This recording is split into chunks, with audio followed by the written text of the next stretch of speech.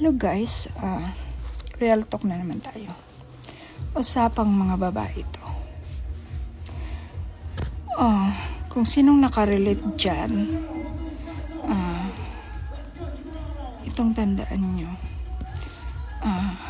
Kung yung asawa nyo is babaero talaga at hindi na yun magbabago, kahit bibigyan mo ng first chance, second chance, third chance, o 5 times o 10 times, huwag ka na magtiis. I-let go mo na. Huwag mo nang iisipin yung broken family.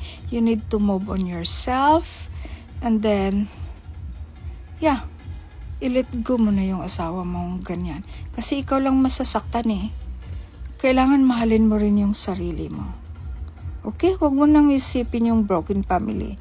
Kayanin mong tumayo sa sariling mong paa at kayanin mong buhayin yung mga anak mong mag-isa.